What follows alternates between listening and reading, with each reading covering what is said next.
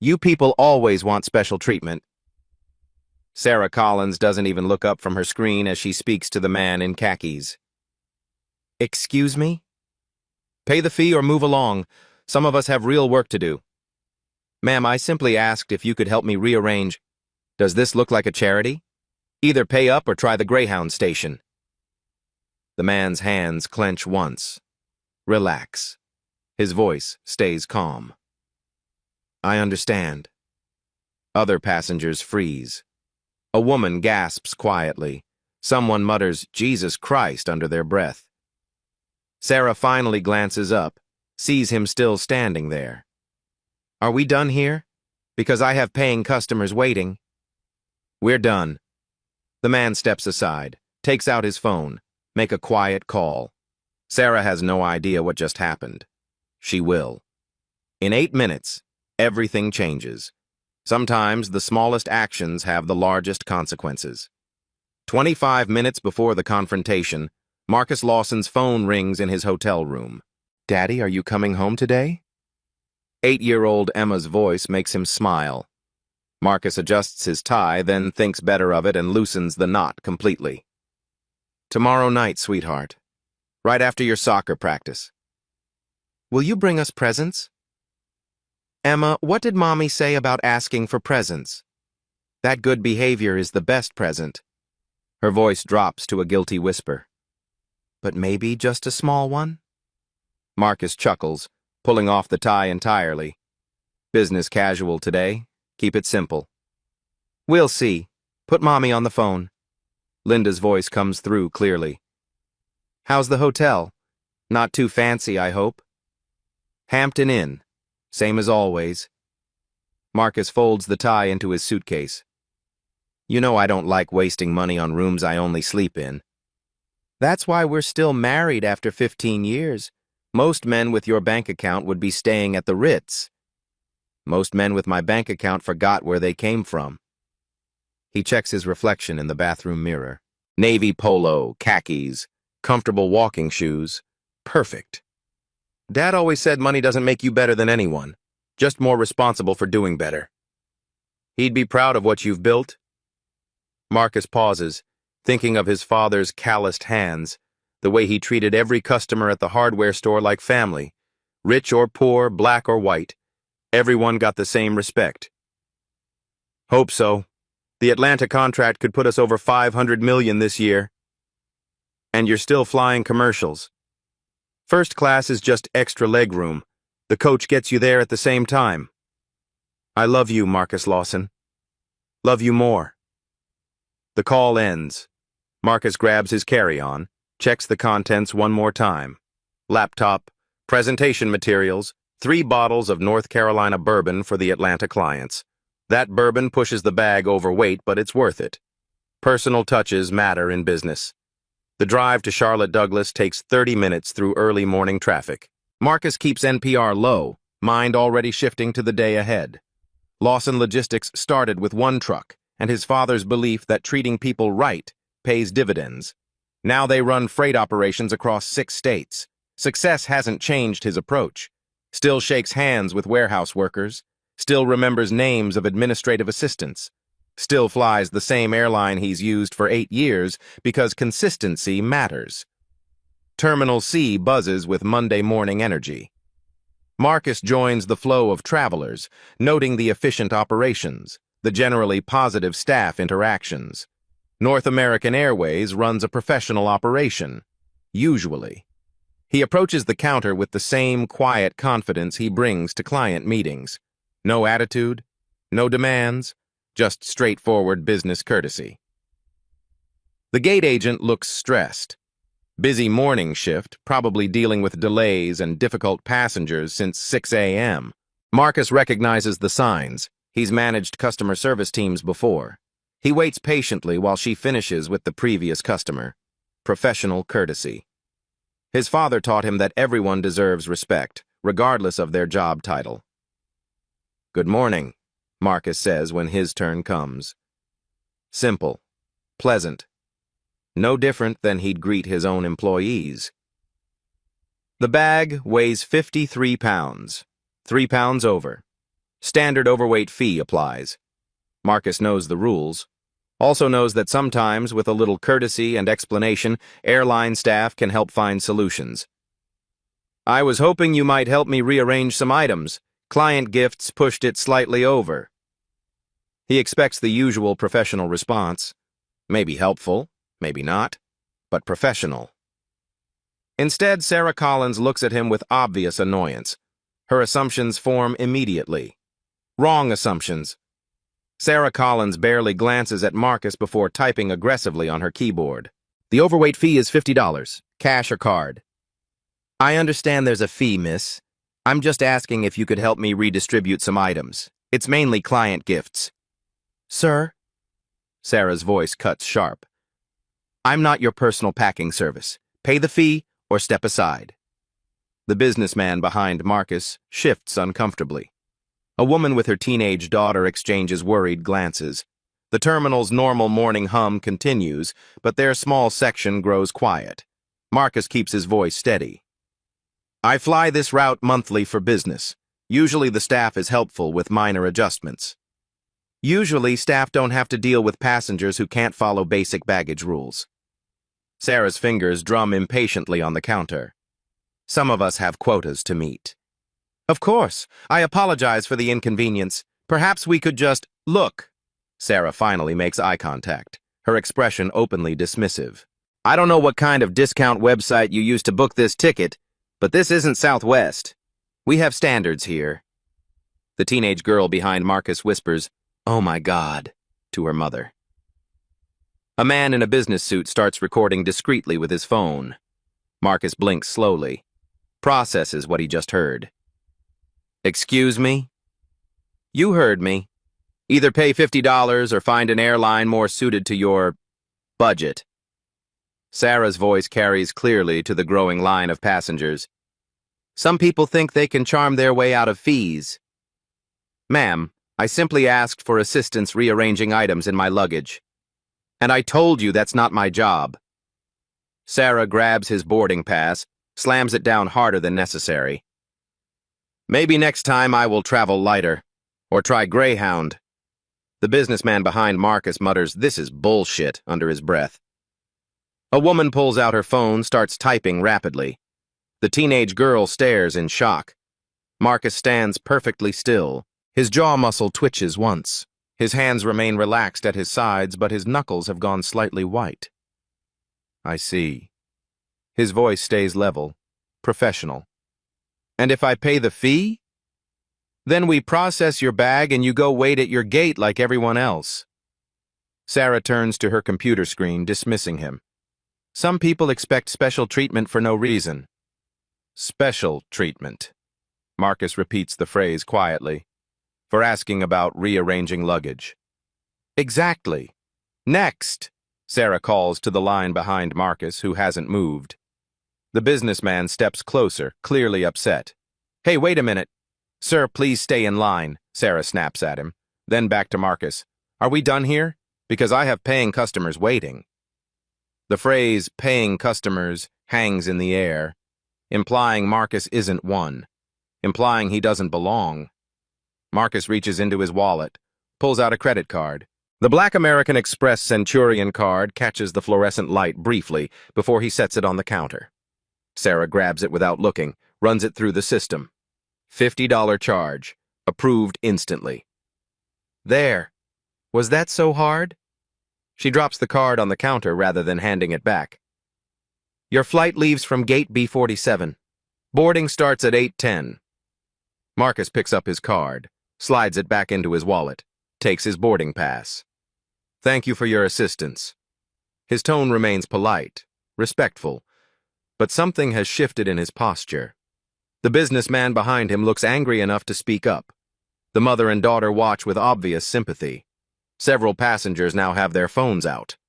Sarah has already moved on to the next customer, completely unaware that the quiet man in khakis just paid her fee with a credit card that requires a 7-figure net worth to obtain. Completely unaware that her assumptions about his discount website and budget just insulted one of North American Airways' most valuable customers. completely unaware that Marcus Lawson is walking away with her name tag information memorized and a very clear recording of the entire interaction playing in his head. Completely unaware that in 4 minutes, Captain James Wilson will walk past this counter.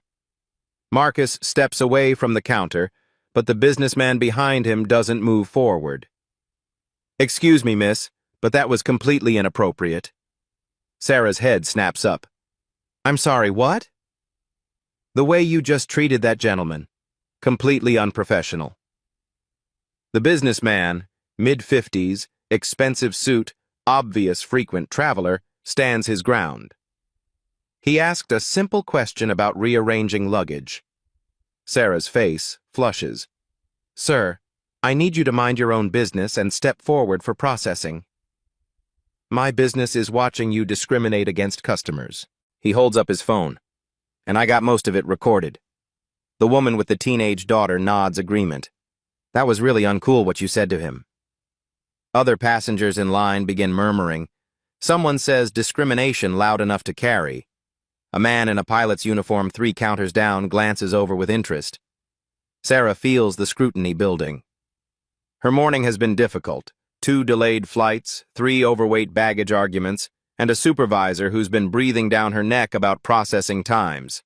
Now passengers are ganging up on her. "I treated him exactly the same as every other customer," Sarah announces to the growing audience. "Some people expect special treatment just because they complain." "Special treatment?"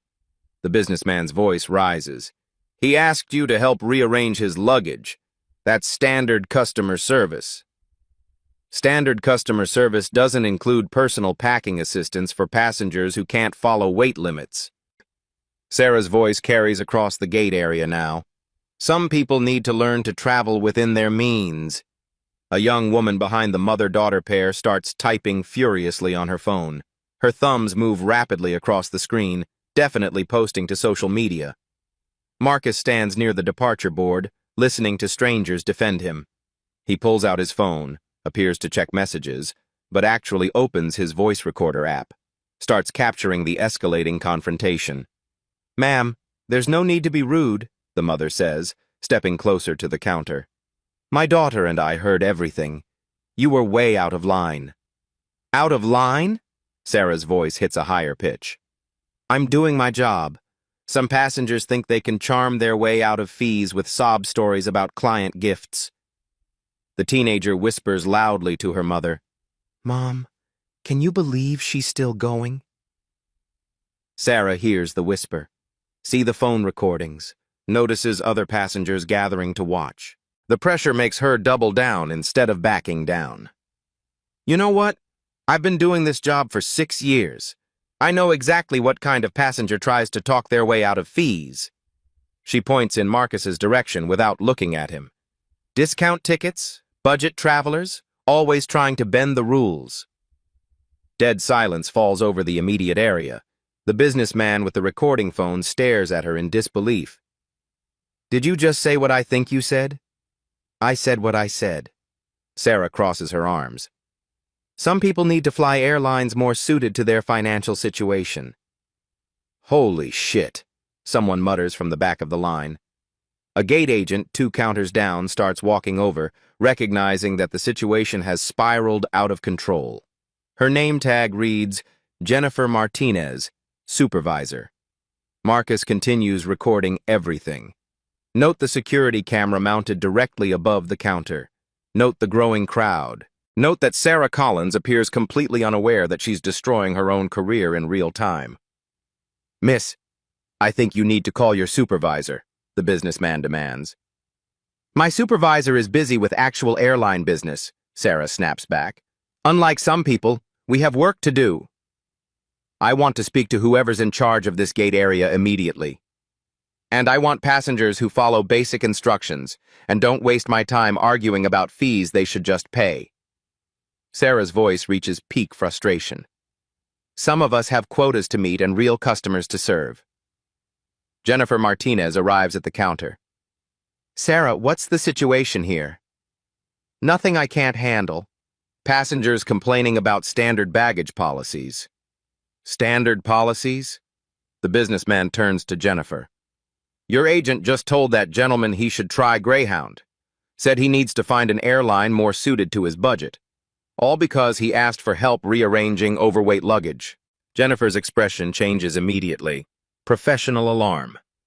Is that accurate? Multiple passengers start talking at once. She was completely rude. Totally discriminatory. I got it all on video. Really inappropriate comments. Sarah realizes the situation has escaped her control. These passengers are exaggerating. I was just explaining our policies. Ma'am, the teenage girl speaks up for the first time. You literally told him to try Greyhound. My mom and I heard everything. Jennifer looks around the semicircle of upset passengers, then at the phone's recording, then at the security camera overhead that captured everything. Her face goes pale. Sarah, please step away from the counter. What? Jennifer, I was just... Step away from the counter. Now. Sarah finally understands that something has gone very wrong. The crowd of passengers, the recordings, the supervisor's tone, the way other airline employees have stopped working to watch. She looks around frantically, trying to gauge how badly she's miscalculated. Her eyes find Marcus near the departure board, watching quietly with his phone in his hand. For the first time, she really looks at him, notices his calm composure, his expensive watch, the way he carries himself. A terrible realization begins forming in her mind. That's when Captain James Wilson rounds the corner. Captain James Wilson strides toward Gate 23, pulling his regulation black flight bag. 20 years flying for North American Airways, thousands of passengers, but he recognizes the figure by the departure board immediately. Mr. Lawson! Wilson's voice carries across the gate area with unmistakable respect. Military bearing, crisp uniform, the kind of pilot passengers trust instinctively. Marcus looks up from his phone. A genuine smile crosses his face. Captain Wilson, good to see you again. Wilson approaches with both hands extended for a firm handshake. Sir, what brings you to Charlotte? Business in Atlanta? Client meeting at 10:30, hoping to wrap up a major logistics contract. Every passenger near the counter freezes. The businessman with the recording phone stares. The mother and daughter exchange shocked glances. Jennifer Martinez, still managing the Sarah situation, turns to watch. Sarah Collins stands perfectly still behind the counter. Color drains from her face as she processes what she's witnessing. Logistics contract? Wilson grins. Still expanding operations? 6 states now. Just opened our Memphis facility last month. Marcus's voice carries easily across the suddenly quiet area. 412 employees as of last Friday. Outstanding, sir. Absolutely outstanding. Wilson glances around, notices the crowd of passengers watching their conversation. Is everything all right here? You look... Just a minor misunderstanding about luggage weight. Marcus keeps his tone light, professional. Nothing that couldn't be resolved. Wilson's pilot-trained eyes take in the scene immediately. Upset passengers, phones recording, supervisor dealing with gate agent problems. His expression hardens as he pieces together what happened. Minor misunderstanding? Wilson's voice drops to a more serious register. About luggage? The businessman steps forward. Captain, your gate agent was completely inappropriate to this gentleman. Told him to try Greyhound. Said he should find an airline more suited to his budget. Wilson's face transforms. Professional courtesy becomes barely controlled anger. She said what? Sarah finally finds her voice, weak, shaky. Captain Wilson, I was just following standard procedures. Standard procedures? Wilson turns to face her directly. Did you tell Mr. Lawson to try Greyhound? Marcus raises a hand gently. Captain, it's really... No, sir, with respect, it's not all right. Wilson's military bearing becomes more pronounced. Sarah, do you understand who you just insulted? Sarah's mouth opens, but no words come out. She looks at Marcus, then back at Wilson, then at the growing crowd of witnesses. Mr. Lawson is CEO of Lawson Logistics Corporation, Wilson announces clearly. One of our most valued corporate customers, platinum frequent flyer for 8 years. And from what I'm hearing, you told him to ride the bus? The teenage girl whispers, "Oh my God," to her mother. Someone in the crowd says, "Holy shit," under their breath. The businessman with the phone grins with satisfaction. Sarah tries to speak. I didn't know. He didn't say. He shouldn't have to say, Wilson snaps. Every passenger deserves basic courtesy regardless of their appearance or status. Marcus steps forward calmly. Captain Wilson, I appreciate your concern, but, sir, is there anything I can do to make this right? Any assistance you need? Wilson's tone returns to respectful professionalism when addressing Marcus. Thank you, but the fee has been paid. The situation is resolved. The fee? Wilson's anger returns. You charged him an overweight fee? Marcus pulls his boarding pass from his pocket. Gate B47, boarding at 8:10. I should probably head over. Wilson studies Marcus's face, recognizes the controlled dignity of a man who's been wronged but won't make a scene. Sir, I hope this incident doesn't affect your opinion of North American Airways. I'm sure it was just a misunderstanding, but Marcus's tone suggests it was much more than that. Sarah realizes her career might have just ended. Within 2 hours, Terminal C Security Office becomes the center of an investigation that will reshape corporate policy across the airline industry. Jennifer Martinez sits across from Security Chief David Thompson, watching terminal camera footage on his monitor. The timestamp reads 07:22 a.m., crystal clear audio and video. Run it again from the beginning, Jennifer requests. Thompson rewinds to Marcus approaching the counter. They watch Sarah's dismissive body language, listen to her tone deteriorate from professional indifference to open hostility. You people always want special treatment. Does this look like a charity? Either pay up or try the Greyhound station. Maybe next time I will travel lighter. Or try Greyhound. Jennifer winces at each replay. How many passengers witnessed this? 15 to 20 in the immediate area. At least 6 got phone recordings. Thompson pulls up incident reports on his second monitor. The businessman who confronted her immediately filed a complaint. Posted the video on Twitter 2 hours ago. Jennifer's phone buzzes with notifications. Corporate headquarters calling.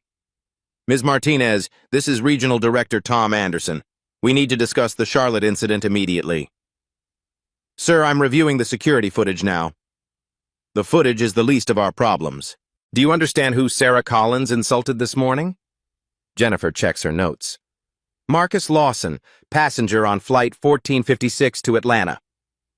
Marcus Lawson, CEO of Lawson Logistics Corporation, $12 million in annual freight bookings with North American Airways, our third largest corporate account. The phone goes silent except for Jennifer's sharp intake of breath. Anderson continues.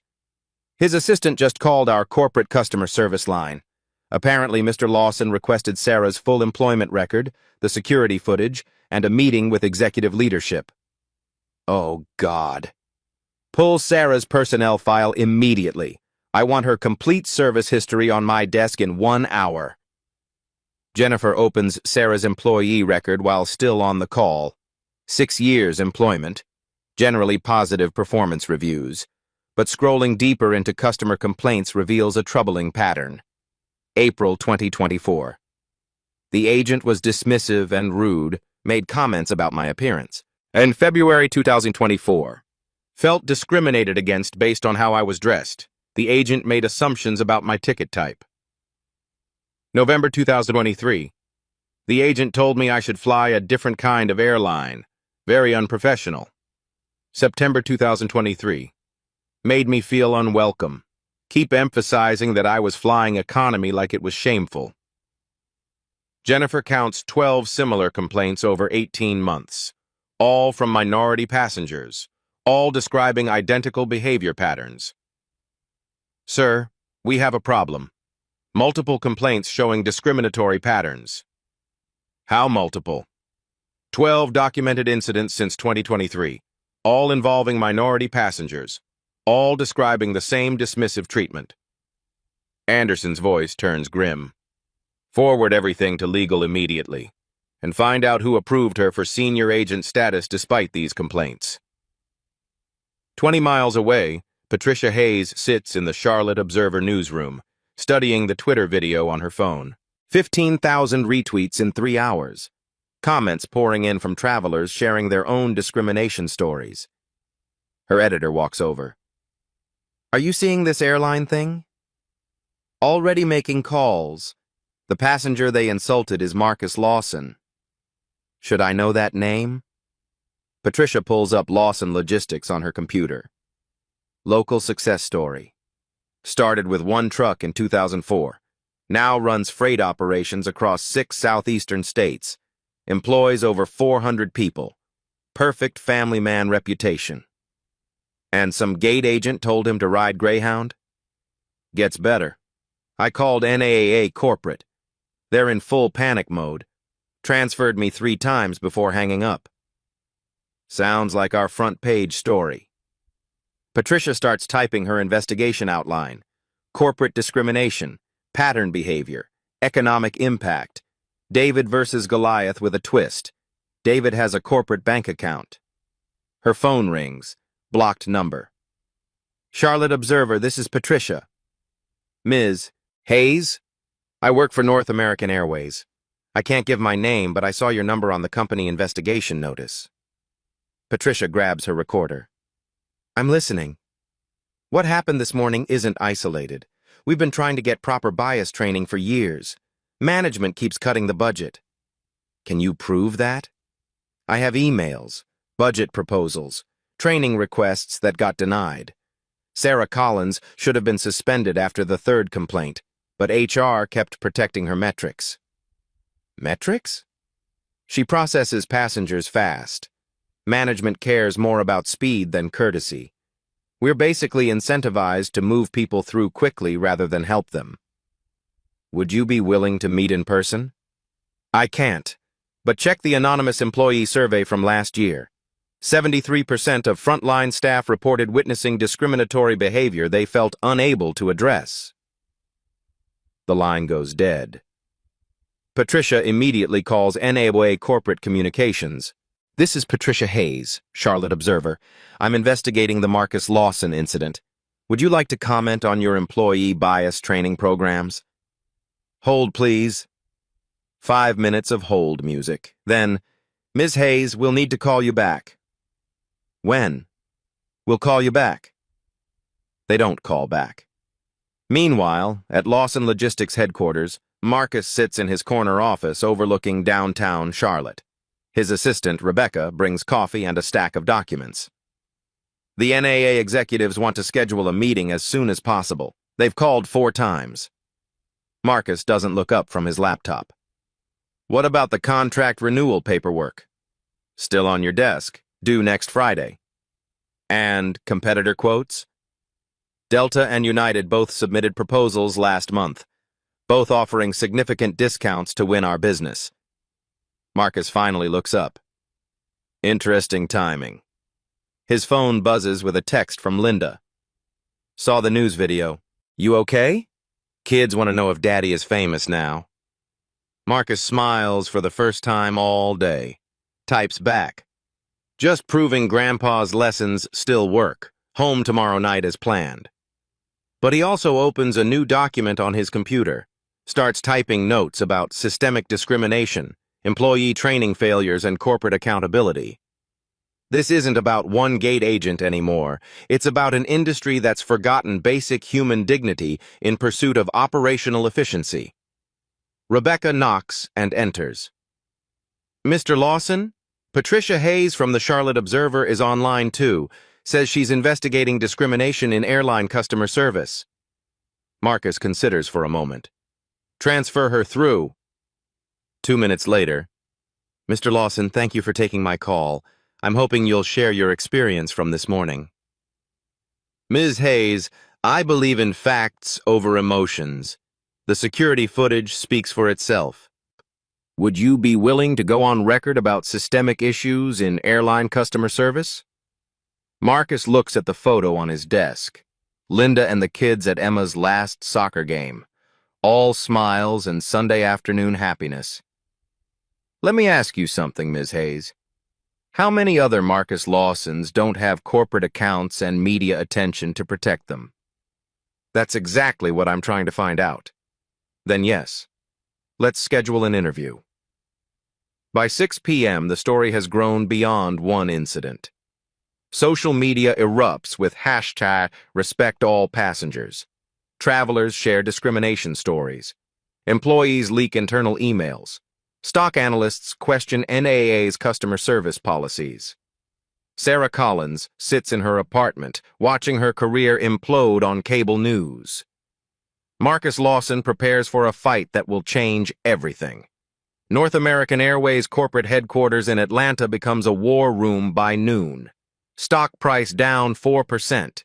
Social media mentions up 3,000%. Crisis management protocols activate across multiple departments. Board Chair Ellen Morrison personally dials Marcus Lawson's direct line. Mr. Lawson, this is Ellen Morrison, Board Chair of North American Airways. I'm calling to personally apologize for this morning's incident. Marcus sits calmly in his office, speakerphone activated, Rebecca taking notes. Ms. Morrison, I appreciate you calling. We've launched a full investigation. The employee involved has been placed on administrative leave pending review. We take discrimination extremely seriously. Do you? Because my research shows 12 similar complaints against Ms. Collins over 18 months. Silence on the other end. Then, Mr. Lawson, we'd like to offer compensation for your experience. Full refund of today's flight, plus first-class upgrades for life, plus a $50,000 voucher credit. That's generous. We value your business tremendously. Lawson Logistics is one of our most important partners. Marcus leans back in his chair. Ms. Morrison, may I ask something? If I wasn't a $12 million customer, would you have called personally? Another pause. Mr. Lawson, I'm not sure I understand. Simple question. If Marcus Lawson was just a regular passenger without corporate contracts, would the board chair of North American Airways call to apologize? We treat all our customers. The footage suggests otherwise. Ellen Morrison's tone shifts slightly. Less conciliatory, more business-focused. Mr. Lawson, we're prepared to be very generous in resolving this matter. We hope this incident doesn't affect our long-standing business relationship. Marcus catches the implied threat. Business relationship. Contract renewal. Economic pressure. Are you suggesting my response to discrimination should depend on protecting a business contract? Of course not. I'm simply saying we hope to find a mutually beneficial resolution. I see. Marcus makes a note. And if I prefer a less private resolution? Mr. Lawson, I think private resolution serves everyone's interests. Media attention can be unpredictable. Sometimes it affects business relationships in unexpected ways. There it is, the subtle threat. Keep quiet or risk economic retaliation. Marcus smiles coldly. Ms. Morrison, I'll consider your offer and get back to you. When might that be? We're hoping to resolve this quickly. I'll be in touch. The call ends. Rebecca looks up from her notes. That sounded like a threat. It was definitely a threat. Marcus opens his laptop. They just made this much more interesting. 3 floors down, the NAA legal department manages multiple crisis calls simultaneously. Chief Legal Counsel Robert Taylor addresses the executive team via video conference. Gentlemen, we have significant exposure here. The discrimination angle combined with documented complaint patterns creates substantial lawsuit risk. Regional Director Tom Anderson interrupts. How substantial? 7 figures minimum if this goes to court, but that's not our biggest problem. What's bigger than a 7-figure lawsuit? Federal investigation. The Department of Transportation received 300 discrimination complaints in the past 6 hours, all citing the Lawson incident as a catalyst for coming forward. Jesus Christ.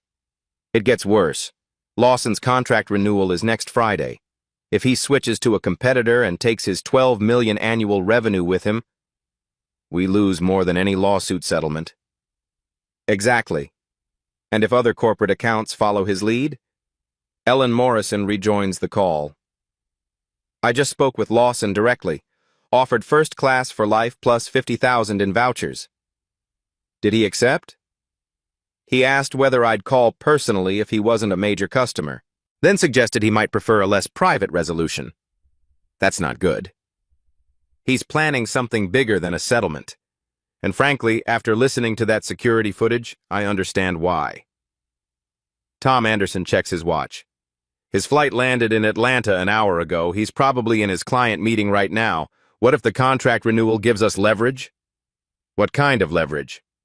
His logistics business depends on our freight partnerships. If we hint that public criticism might affect those relationships, Robert Taylor's voice turns sharp. Absolutely not. Economic retaliation for discrimination complaints is explicitly illegal. You want to add federal employment law violations to our problems? Then what do you suggest? We get ahead of this story, issue a public apology, announce policy changes, show we're taking action before he forces us to. Ellen Morrison disagrees. That makes us look guilty, admits systemic problems. Ellen, we are guilty of systemic problems. The complaint pattern proves it. Meanwhile, Patricia Hayes types furiously in the Charlotte Observer newsroom. Phone calls to corporate communications bounced between 5 departments before reaching voicemail. Her editor reads over her shoulder. They're not responding to media requests? Complete silence. Either they're preparing a major statement or hoping this dies down. With this much social media attention, not happening. Patricia's phone buzzes with a text from her NAAA source. Emergency executive meeting happening now. Heard your name mentioned. They're scared. She immediately tweets, breaking at North American Air executives in crisis meetings following discrimination incident. Corporate communications refusing media requests. More at 6 p.m. Retweets begin immediately. Back in his Atlanta client meeting, Marcus shakes hands with the logistics directors who will finalize the $500 million expansion contract. Mr. Lawson, we saw the news coverage. Terrible situation. Marcus nods. Character gets tested when people think you can't fight back. What's your next move? Marcus looks out the conference room window at Atlanta's skyline. Thinks about his father's hardware store. Think about every customer who doesn't have corporate contracts protecting them. Sometimes you have to choose between what's profitable and what's right. And if North Americans retaliate against your business? Marcus smiles. Let them try. I have options they don't know about. By evening, NAAA stock dropped another 2%. Social media campaigns organize boycotts. Corporate customers privately question their partnerships. Sarah Collins watches cable news coverage from her apartment, realizing she's become the face of systemic discrimination. Ellen Morrison stares at quarterly projections, calculating how much one gate agent's prejudice might cost shareholders. Marcus Lawson drives home to Charlotte, knowing tomorrow will bring the real battle. Marcus sits in his home office Tuesday evening, reading emails that break his heart. The stories arrive hourly. Travelers who saw news coverage find courage to share their NAAA experiences. Each message reveals familiar patterns of humiliation. Dr. James Washington, orthopedic surgeon. They questioned my first-class ticket 3 times, made me show an additional ID while other passengers watched. Maria Rodriguez, federal prosecutor. Gate agent said I'd be more comfortable in economy, that first class expects certain standards. Colonel Patricia Johnson, Army veteran. Returning from deployment in full uniform, they still treated me like I didn't belong. Marcus reads every word. 43 detailed accounts so far. Linda brings coffee, sits across his desk. How many today? 43, 3 federal judges, 2 CEOs, military officers, doctors, teachers. Marcus rubs his temples. People who've dedicated lives to serving others. Same treatment every time? Assumptions based on appearance, condescending attitudes, public humiliation. Marcus clicks another email. High school principal from Charleston made her change seats 3 times because passengers complained. Linda reads over his shoulder. Horrible. Worst part? Most never reported it. They absorbed humiliation and continued with their lives. Marcus walks to his window overlooking quiet suburban streets, kids riding bicycles, normal life while he grapples with systematic injustice. His phone buzzes. Reverend Michael Adams, prominent Charlotte minister. Mr. Lawson, thank you for your courage. Our congregation includes professional travelers who experienced similar treatment. They remained silent, fearing retaliation. Your visibility gives voice to their experiences. Marcus forwards it to Patricia Hayes. This is bigger than one airline, Patricia calls immediately. I've received similar testimonies all day. This story is becoming a movement. Patricia, I never wanted to be the face of this fight. But you are. People are counting on you. That's the crushing weight Marcus feels. Not just his experience, but representing everyone who suffered silently. Everyone without corporate contracts protecting them. Everyone who absorbed discrimination as the cost of traveling while black. Rebecca enters with more printed emails. The stack grows higher. Mr. Lawson? Ellen Morrison called again. 5th time today. Offering to fly here personally. Marcus doesn't look up. What resolution addresses 40 years of systematic discrimination? She mentioned policy changes, company-wide training programs. Training programs? Marcus picks up Dr. Washington's email. How do you train people to see others as human? Linda touches his shoulder. Maybe you can't change everyone, but you can change enabling systems. Marcus examines the growing pile. Successful people are reduced to humiliation by gate agents making assumptions. Professionals who achieved the American dream only to be reminded they weren't welcome.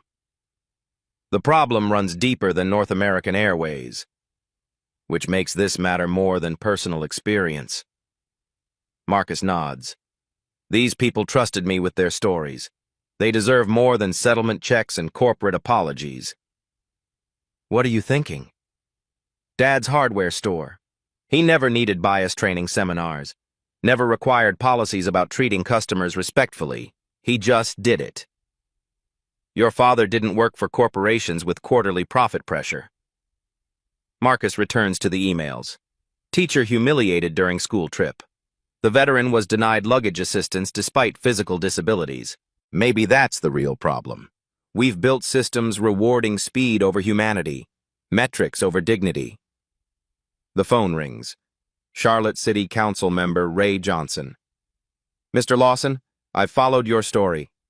Our office received dozens of constituent calls sharing similar experiences. We're considering hearings on airport customer service discrimination. Marcus feels weight shifting. Not just personal stories anymore. Political attention. Potential systematic change. What would that involve? Public testimony, media coverage, forcing airlines to answer questions under oath about training and policies. When? Soon. Public accountability drives corporate behavior better than private negotiations. After hanging up, Marcus stares at testimonies. 43 stories of denied dignity. 43 people deserve justice beyond personal settlements. Tomorrow changes everything. Wednesday morning, Marcus makes an announcement that shocks everyone. Standing in his conference room facing local media, he speaks with quiet conviction. I will not pursue a lawsuit against North American Airways. Patricia Hayes nearly drops her recorder. Ellen Morrison, watching live television, feels momentary relief. Instead, I'm demanding systematic policy overhaul, industry-wide. This isn't about money. This is about dignity. His phone explodes within minutes. David Brooks, CEO of Meridian Industries, calls first. Marcus, we spend $8 million annually with NAOA. If they don't implement changes, we're switching carriers. Next call from Atlanta. Mr. Lawson, this is Southern Freight Corporation. We're prepared to boycott NAOA until they address bias. By noon, 12 major corporate customers publicly threaten contract cancellations unless NAOA implements comprehensive training. Fortune 500 corporations whose travel budgets collectively represent $200 million in annual airline revenue join the coalition. Ellen Morrison watches stock prices plummet as business customers organize. Meanwhile, NAOA employees speak anonymously to Patricia Hayes. Discrimination training was 30 minutes online. Multiple choice questions you could guess through. Management prioritized speed over service. Move passengers quickly. Don't spend time on difficult requests. Sarah wasn't unusual. Half our gate agents have similar complaint patterns. Thursday afternoon brings the most damaging leak. An internal document titled Customer Service Excellence Guidelines lands in Patricia's inbox. Coded language makes discrimination appear professional. Efficiently process passengers requiring additional time or resources. Maintain service standards consistent with ticket class expectations. Prioritize passengers whose travel patterns indicate loyalty engagement. Translation: rush minority passengers. Assume expensive tickets don't belong to people of color. Better service for customers who look like business travelers. Patricia publishes the document Thursday evening. Headline: Internal Guidelines Reveal Systematic Discrimination Training. The national media picks up immediately. CNN, MSNBC, Fox News cover the institutional bias evidence. Ray Johnson calls Thursday night.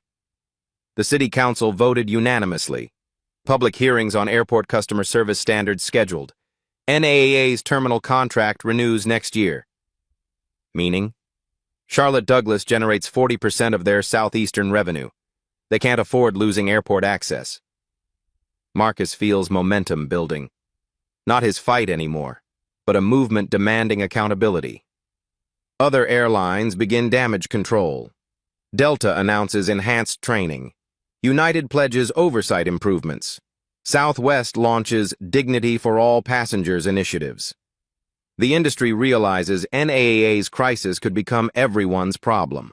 Friday afternoon, the surprising call comes through Rebecca. Mr. Lawson, someone requesting a meeting, says it's personal. Who? Sarah Collins. Marcus considers. The woman who humiliated him wants to talk. Transfer her. Sarah's voice shakes. Mr. Lawson, I know you have no reason to speak with me. I'm listening. I've watched the news, read passenger stories. I realized I've been part of something terrible. Marcus waits. I want to apologize. Not for my job or company, but personally. What I did was wrong. Sarah, please. I've thought about why I acted that way. I think I need help understanding my biases. Marcus looks at Charlotte's skyline. Sometimes change comes from unexpected places. What are you asking? I want to testify at the city council. Tell the truth about what happened and why. Maybe my story prevents this from happening to others. Marcus considers. The woman who started this crisis wants to help end it. That would take courage. Time I found some. Monday morning brings the leak that destroys North American Airways' narrative. Patricia Hayes receives encrypted email at 6:47 a.m. Subject: You need to hear this. 43 minutes of audio from NAA's executive board meeting. Friday's emergency session about Marcus Lawson. Patricia listens with growing disbelief.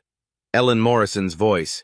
Gentlemen, we're dealing with a public relations nightmare because one employee couldn't handle a difficult passenger quietly. Tom Anderson responds, These people always escalate minor interactions into discrimination claims. Board member Richard Walsh. We can't let every customer who plays the race card dictate corporate policy. CFO Margaret Stevens. Bias training is expensive and ineffective. Most discrimination claims are passengers seeking compensation. Patricia checks the timestamp. Verified. These executives discussed discrimination like minor operational inconvenience. Ellen Morrison continues. Our priority is protecting shareholder value. Lawson has contract renewal next week. Economic pressure might encourage quieter resolution. Legal counsel Robert Taylor. We need careful about retaliation. Tom Anderson interrupts. Not retaliation if we simply choose not to renew unprofitable contracts. Laughter around the table. Margaret Stevens. Diversity training budget cut 3 years running. Why start expensive programs now? Ellen Morrison. Exactly. Fix this with settlements and confidentiality agreements. Patricia calls Marcus immediately. You need to hear this recording. 20 minutes later, Marcus listens to executives dismiss discrimination as imaginary grievances. Jaw tightens hearing economic retaliation discussion. When was this recorded? Friday afternoon, emergency board meeting. The final section reveals NAA's real strategy. Ellen Morrison. Charlotte's situation requires aggressive damage control. If Lawson goes public, we coordinate with logistics partners to make his operations challenging. Tom Anderson. Freight routing delays, service disruptions, nothing traceable but enough to demonstrate partnership value. Richard Walsh. Economic consequences for stirring trouble. Other customers understand the message. Margaret Stevens. How do you handle the employee? Ellen Morrison. Sacrifice her. Public termination shows action. She's replaceable. Marcus stops recording, fury building. Rebecca enters. Mr. Lawson, Ellen Morrison called twice demanding a callback. Contract renewal acceleration. They want expedited negotiations. Yes, sir. DOT investigators also called about systematic discrimination interviews. Marcus looks at Patricia. How fast can you verify authenticity? Audio forensics confirmed unedited. Voices match previous executive interviews. Publishing when? Tonight, unless you have timing concerns. Marcus considers. NAA planned economic warfare, discussed destroying Sarah Collins, laughed about passengers seeking dignity. This doesn't just expose discrimination, it reveals complete contempt for accountability. Shows systematic willful civil rights ignorance. Marcus calls NAA Communications. This is Marcus Lawson. Tell Ellen Morrison I've heard Friday's board recording. Sir, I'm not sure. Tell her I'm holding a press conference tomorrow. She can explain comments about these people and economic retaliation. Mr. Lawson. Marcus hangs up.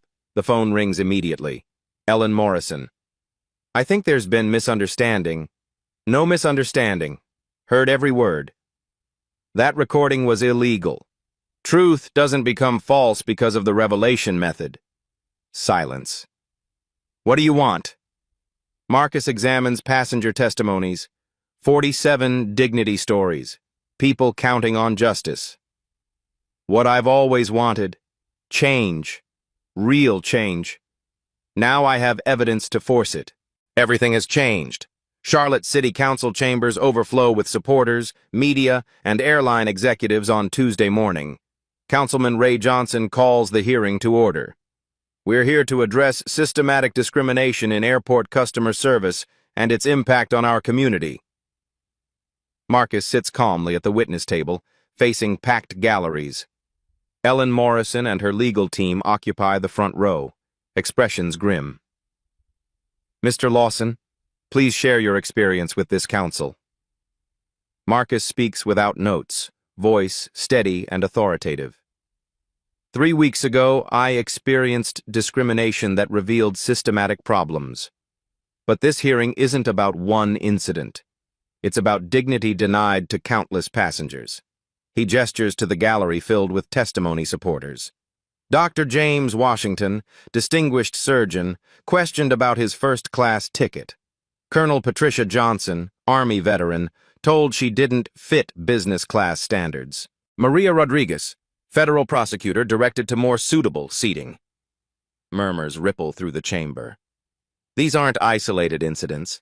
They represent institutional bias enabled by corporate policies that prioritize assumptions over respect.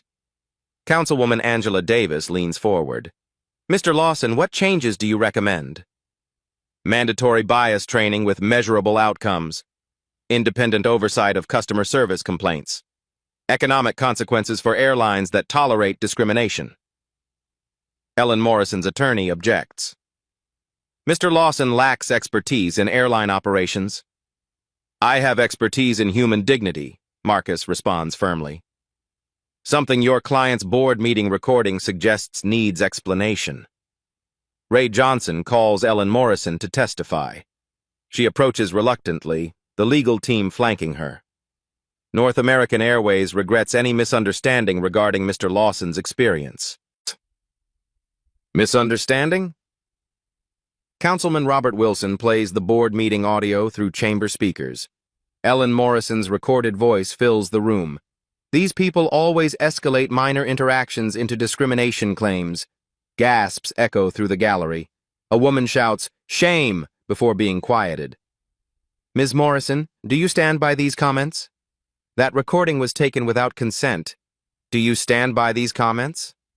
Ellen Morrison's composure cracks. The context was, those comments don't reflect company values. They reflect executive thinking about discrimination complaints. Sarah Collins approaches the witness stand next, hands trembling slightly. The packed chamber falls silent. I want to apologize publicly to Mr. Lawson and every passenger I've treated with disrespect. Her voice shakes but grows stronger. I made assumptions based on appearance. I was wrong. She faces Marcus directly. I treated you terribly because of unconscious bias I didn't recognize. That bias wasn't trained out of me. It was ignored by policies that prioritized speed over respect. What would prevent similar incidents? Ray Johnson asks. Real training, not 30-minute online modules, face-to-face education about bias recognition, accountability measures for discriminatory behavior. Sarah's testimony carries weight because she acknowledges fault without legal protection.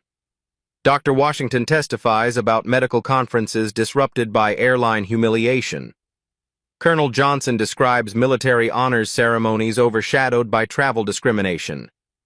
The testimonies build momentum, pattern evidence, systematic problems requiring systematic solutions. Ellen Morrison returns for cross-examination. Ms. Morrison, your company generates significant revenue from Charlotte Douglas operations. Yes, we are major economic contributors. Would losing terminal access affect those contributions? Substantially. Ray Johnson checks his notes. This council oversees airport contracts. Those contracts include non-discrimination clauses. Silence fills the chamber. Based on testimony and evidence presented, this council votes unanimously. North American Airways must implement comprehensive bias training, establish independent complaint oversight, and demonstrate measurable improvement within 90 days. Or face contract review and potential terminal access restrictions. Ellen Morrison's face goes pale. Losing Charlotte operations would devastate NABA's southeastern markets.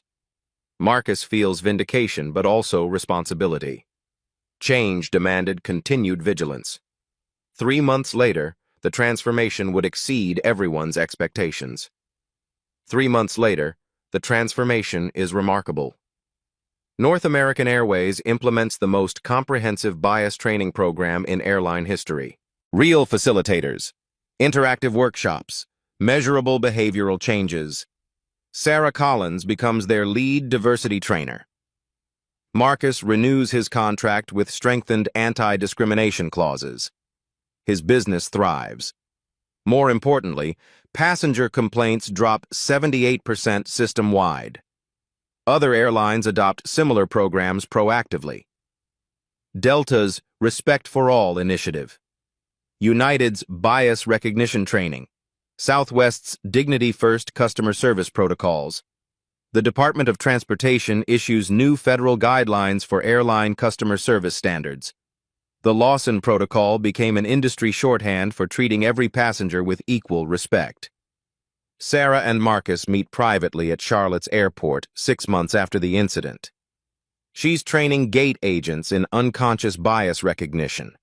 He's catching a flight to expand Lawson Logistics into 2 more states. Mr. Lawson, I want you to know this experience changed my life. It changed mine too, Sarah. Sometimes growth comes from uncomfortable places. I still think about that morning. I wonder how many passengers I hurt before I learn better. Marcus pauses near the same counter where everything started. The past teaches. The future depends on what we do with those lessons. Today, gate agents receive 40 hours of bias training annually. Independent oversight monitors complaints. Economic consequences follow discrimination patterns. Marcus's father would be proud. Treating people right really is good business. Sometimes the most expensive mistake costs nothing to prevent. Sometimes dignity delayed becomes justice demanded.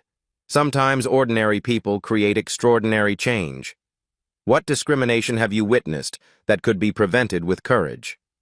Share your story in the comments, because silence enables systems that dignity dismantles.